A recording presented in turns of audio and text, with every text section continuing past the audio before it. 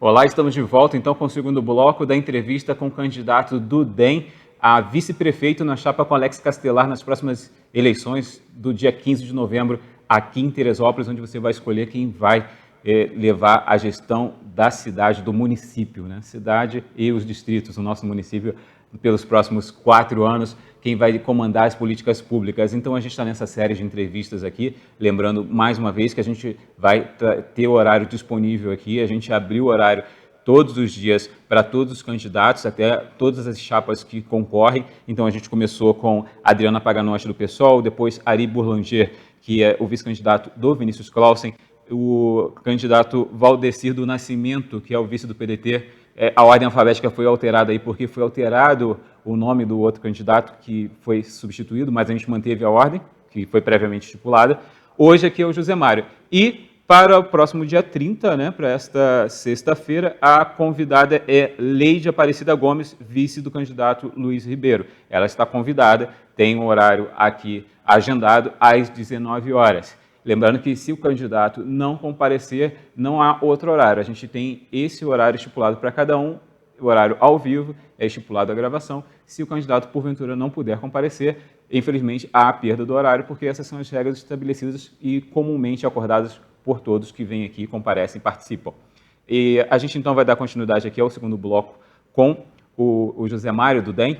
A gente, no segundo bloco, separou o tema habitação. E a habitação realmente é muito importante em Teresópolis, né? Mais do que até em vários outros municípios, porque nós vivemos uma situação bem peculiar de termos uma das maiores constituições de favelas nos bairros aqui, os chamados aglomerados subnormais em Teresópolis, né? Inclusive, já houve até uma ordem da promotoria pública, na época da tragédia de 2011, de desocupação de todos esses lugares. A prefeitura teria que desocupar, mas depois houve um consenso aí que isso deveria ter sido feito passo a passo. Há uma lei na Câmara Municipal que a prefeitura deve investir em habitação todos os anos, deve separar um dinheiro do orçamento todos os anos para investir em habitação, porém isso não tem sido realidade, né? A gente vive uma realidade bem diferente, já que desde 2011 há várias famílias sem casa, várias famílias que não foram ainda realocadas. Há também pessoas vivendo em condições de risco que também estão sem ser realocadas, também teriam uma casa no local normal, né? E temos dificuldades, enfim, que a gente vai conversar isso agora com o José Mário, do DEM, quais são as propostas para atender toda essa demanda em Teresópolis. E para isso, claro, a gente tem que dar aquele tempo dos 15 minutos aqui para ele.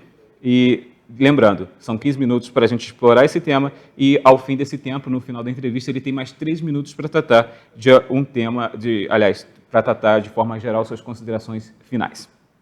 José Mário, então a gente começa agora a falar sobre habitação, né? Como eu fiz aqui uma breve abertura sobre o tema, realmente é um desafio muito grande. Qual é a proposta que você traz para esse setor da habitação em Teresópolis?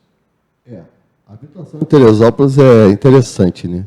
25% de toda a população teresopolitana, ela mora em comunidades, em favelas, vamos dizer assim. E a gente está falando de 25% da população, 1/3 da população.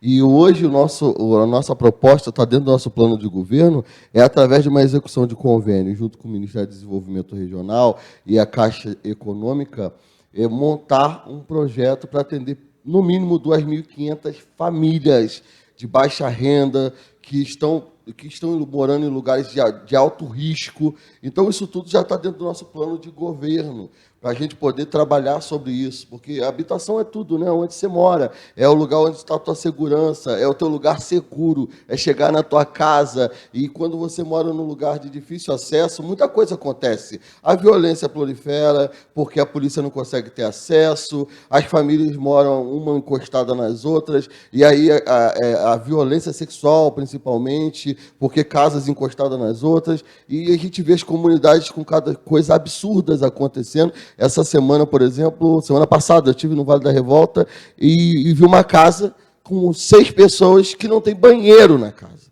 Não tem saneamento básico na casa. E eu pensei, como uma família pode morar numa casa sem saneamento básico? Mas essa é a realidade de Teresópolis, que não se é mostrada, talvez. E quando você vai nas comunidades, você verifica isso. E eu vejo isso muito interessante, porque eu vim de família humilde, né?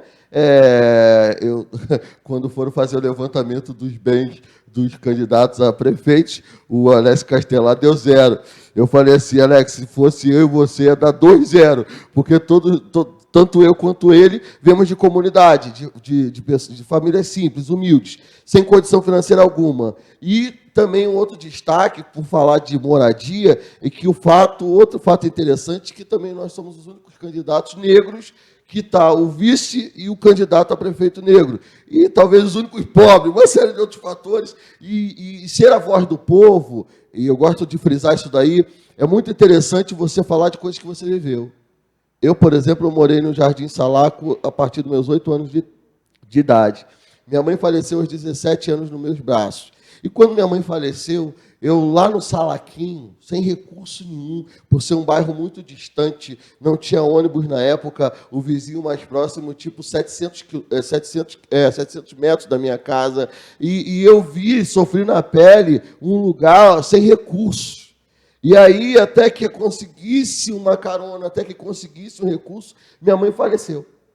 Até conseguir chegar ao hospital. Então, hoje eu vejo que essa importância de morar em lugares que tenham condições de atender aquela comunidade é muito importante. Porque eu não vou dizer, não foi negligência médica, foi porque não tinha condição de chegar do Salaco até o Hospital das Clínicas. Aquela distância, não tinha nada próximo, nenhum vizinho próximo, nada próximo, e eu perdi minha mãe. E quantas pessoas não passam por isso no dia a dia?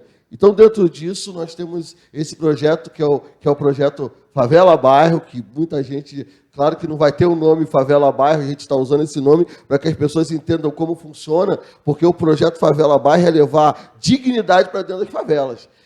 Levar asfalto de qualidade, saneamento básico, implantar saúde, implantar dignidade à pessoa que está na comunidade. Porque o voto, todo mundo precisa do voto da comunidade. Mas na hora de cuidar da comunidade, ninguém chega lá para cuidar. Talvez porque nunca nasceu numa comunidade, né? Mas eu sei o que é uma comunidade, o Alex sabe o que é uma comunidade, e nós estamos aí para ser a voz da nossa comunidade.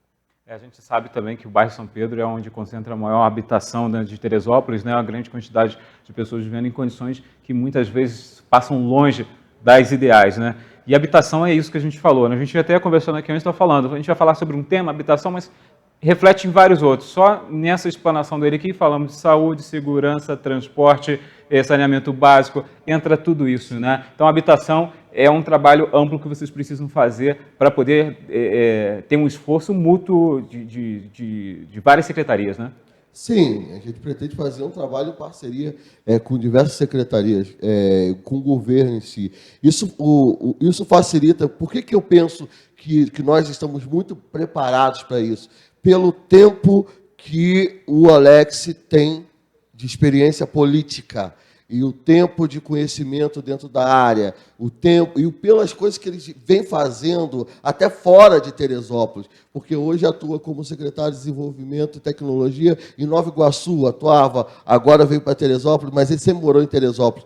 Mas por quê? Porque não teve oportunidade em Teresópolis, mas juntou uma experiência incrível. Eu, particularmente, tenho a oportunidade de trabalhar em 20 estados do Brasil, e cada estado eu aprendo uma coisa diferente. Vou citar uma coisa muito legal, que eu estava no Rio Grande do Sul, semana retrasada, e Passo Fundo. E Passo Fundo, eles têm um projeto que é muito legal, que os animaizinhos, os cachorros de rua, todas as ruas têm casinhas nas ruas, e cada morador compra ração e põe. Então, os cachorros da rua, enquanto a gente aqui está preocupado em punir quem maltrata cachorro, eles tiveram uma ideia de que todo mundo pudesse contribuir para que esse animalzinho, mesmo estando na rua, não sofresse maltratos. Eu estava lá aprendendo isso. Eu estava fora de Teresópolis aprendendo algo para trazer para Teresópolis. E eu fiquei assim, falei, nossa, que coisa maravilhosa. E eles continuam sendo os cachorrinhos da rua, brincando, mas bem alimentados, veterinários vão. E você pensa, e eu vim de lá com essa ideia. Outra ideia interessante também, já que a gente está falando de habitação, moradia, é o interior. Esse fato de estar no Rio Grande do Sul, e eu conheci muitas pessoas da agricultura lá, e lá que é o grão, enfim, a soja, E as mulheres, como as mulheres de lá têm uma educação diferente, elas aprendem a lidar com a gestão do negócio do marido. Elas não são apenas mulheres que vão para a lavoura, que vão ali plantar, não. Elas entendem de gestão, entendem de valor de semente, de como negociar. Porque o que acontece hoje? Teresópolis é um dos maiores fornecedores que nós temos, que fornece, que abastece o estado do Rio de Janeiro, dentro da área agrícola, né, que a gente tem. E nós não temos ninguém daqui dentro do Ceasa, por exemplo. Hoje a gente tem um pedágio absurdo e toda hora os nossos caminhões estão descendo. Então, quase que esse pedágio sobrevive dos caminhões de Teresópolis. Então, nós queremos lutar pelo interior, pela saúde do interior, pelas pessoas do interior. E frisar uma coisa assim, que eu tenho visto no interior. O interior fala, eu vou no interior fazer campanha, tenho ido em alguns lugares, e o interior fala assim, nós temos medo de perder a saúde. E aí eu levantei assim, mas que medo é esse de perder a saúde? Porque os médicos são pagos para ir. As pessoas, nós temos planos, as pessoas recebem para ir lá. O médico não faz favor para ninguém, não é verdade? Então, só que na mente da pessoa simples, ela interpreta isso como alguém que está fazendo um favor para ela. E eu não acho que isso seja o melhor caminho a ser tomado. Todo mundo merece saúde. Todo mundo merece moradia. Isso é dignidade. Todo mundo merece essa dignidade. E nossas comunidades merecem essa dignidade. A gente tem a Fazenda Hermitage como o grande e último projeto de habitação que foi realizado em Teresópolis. E, desde então, várias famílias estão de fora, não foram alocadas lá. Não só as pessoas que são remanescentes da tragédia, mas de antes, de 2002, do Perpétuo, enfim, de diversas outras pessoas que não tiveram ainda a oportunidade de ter uma casa. E existe uma luta em prol disso, mas não realizada. Existe um terreno no Rosário separado para fazer casa que até hoje também não se realizou. Existe a promessa de 500 casas, 500 moradias na Fazenda Hermitage também. Dentro da sua visão de construção de moradias populares, existe um projeto, qual a ideia de você colocar dentro de um mesmo terreno várias moradias ou de alocar em vários bairros? Qual seria a proposta mais ideal para se trazer finalmente moradias para quem está precisando em Teresópolis? A nossa ideia é fazer da melhor forma para que a gente não crie um projeto de favela a bairro e na verdade, construa uma outra favela. Porque, às vezes, eu vejo que pegar a Fazenda Hermitage é um projeto lindo e, de repente, hoje tem gente que tem até medo de entrar na Fazenda Hermitage. Então, não adianta eu dar moradia e criar uma outra favela. Então, a ideia é fazer algo, e aí, mais uma vez, eu repito, com a experiência do nosso candidato a prefeito Alex Castelar, algo que traga dignidade, algo que traga moradia e dignidade. Não amontoar um montão de pessoas com uma parede fininha, onde a pessoa dentro da casa dela dá um espirro, o outro sabe. Aquilo dali ainda é pior do que morar numa comunidade. Então, a gente tem que saber fazer isso bem feito, e ele sabe fazer conexões, ele tem conexões dentro disso, e eu não posso dizer se a gente vai juntar tudo, se a gente vai espalhar, porque eu não sou técnico nessa área, mas, assim, posso dizer uma coisa, por experiência de vivência de comunidade, a gente tem que dar dignidade, e a gente vai buscar fazer da melhor forma. Dentro desse projeto, a gente tem em Teresópolis, cada vez que muda um governo, a promessa de vou diminuir secretarias, vou aumentar secretarias. A gente não tem uma secretaria específica para isso. É necessário criar uma secretaria da habitação em Teresópolis para cuidar disso? Secretaria de Habitação, dentro do nosso planejamento, o Alex Castelar pretende diminuir algumas secretarias e colocar secretarias que, de fato, sejam pertinentes. Porque existem secretarias que elas podiam estar funcionando muito bem. E aí eu volto à agricultura, por exemplo. Por nós sermos a cidade que mais fornece. Por que a nossa Secretaria de Agricultura não está bombando?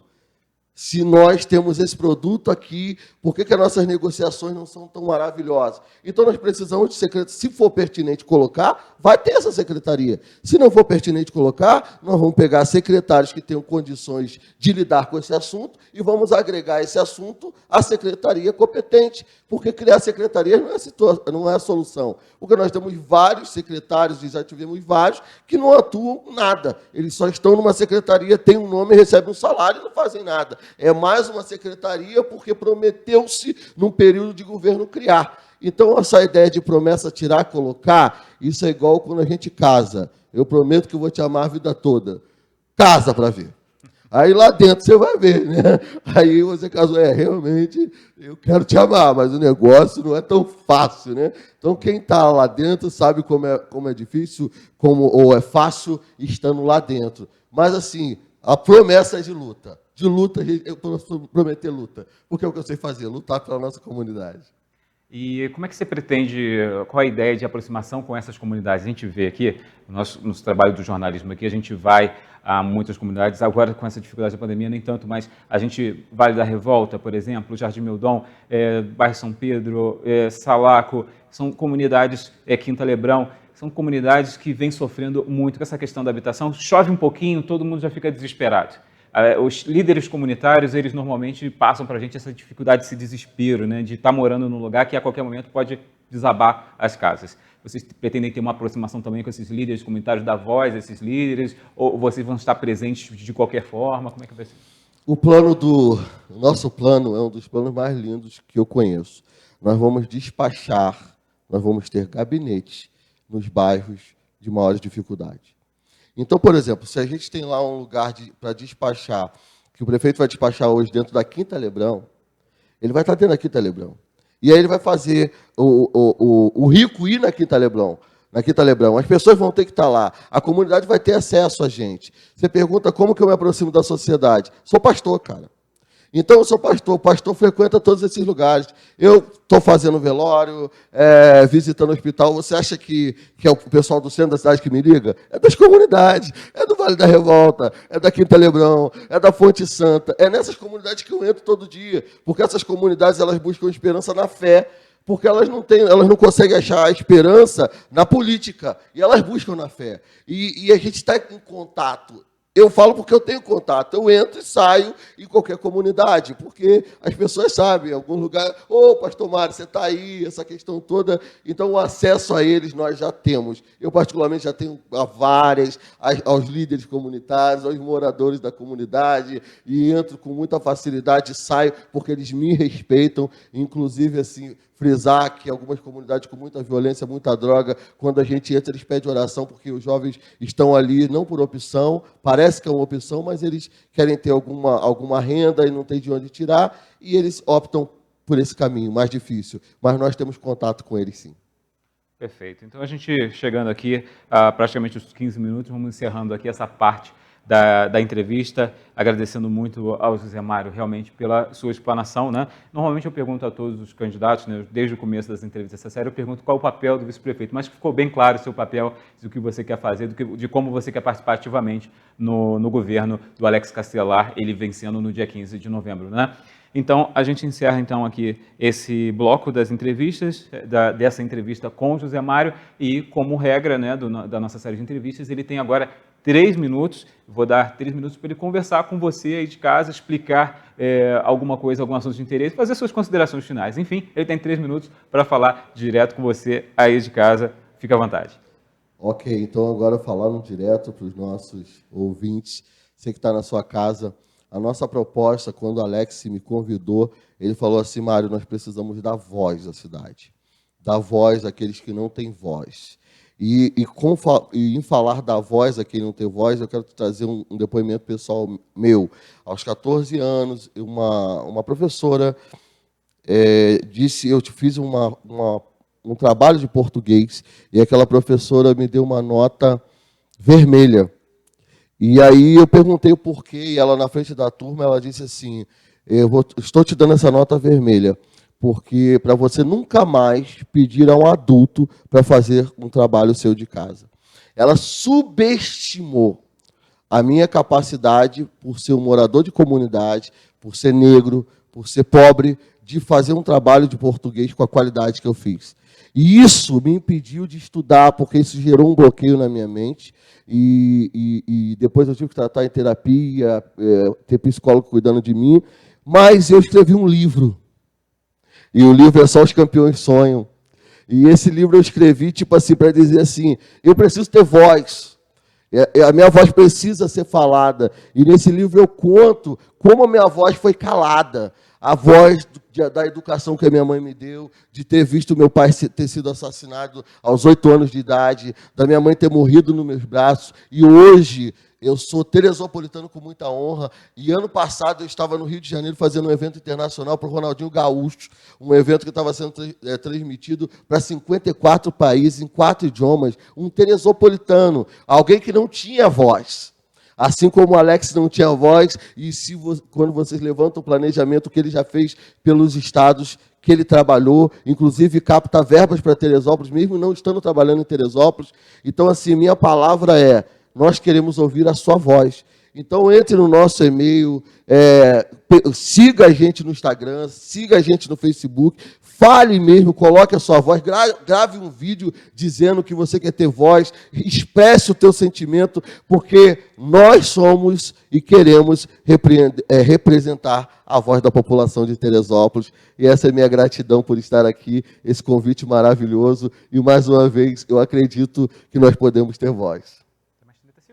Eu tenho mais 30 segundos, então, assim, fazer como eu sempre tive sonho, né? Um abraço para a família, um abraço para os amigos, um abraço para os sobrinhos, porque eu tenho 37 sobrinhos, é sobrinho para caramba, né? Bastante sobrinho, né? E para todos que nos apoiam, todos que nos motivaram a estar aqui, porque eu ouvi muita gente dizer assim, no máximo que você pode ser é um vereador, mas hoje eu já estou aqui de vice-prefeito e dia 15 a vitória é nossa. Muito obrigado, então, ao candidato José Mário, candidato a vice na chapa com o Alex Castelar, do DEM. Essa foi a entrevista dele. Lembrando que o Alex Castelar também está convidado a vir aqui na próxima semana, né, na série de entrevistas. Também teremos os candidatos a prefeito. Então, você vai acompanhando passo a passo as conversas aqui que a gente vai ter para você decidir o seu voto. É a Diário TV, o Jornal Diário de Teresópolis, ajudando você nesse momento a escolher, a tirar as dúvidas do seu candidato. Lembrando que a gente transmite aí nas redes sociais. As entrevistas também são reprisadas durante a nossa programação para você acompanhar melhor, ouvir com mais calma, para você também chamar outras pessoas para conhecerem melhor nossos candidatos. Lembrando que a próxima entrevista marcada é com a candidata Leide Aparecida, vice da chapa com Luiz Ribeiro, para essa próxima sexta-feira. Leide Aparecida Gomes, vice do candidato Luiz Ribeiro, está convidada a estar aqui. E, caso não possa comparecer, é uma data perdida, porque é a mesma data. Todos foram notificados sobre a data e todos devem comparecer neste horário. E a gente vai seguir todos os dias com essas entrevistas, para você ficar bem informado aqui na Diário TV, nas eleições municipais. Agradecendo muito a sua audiência, a gente fica por aqui e até a próxima.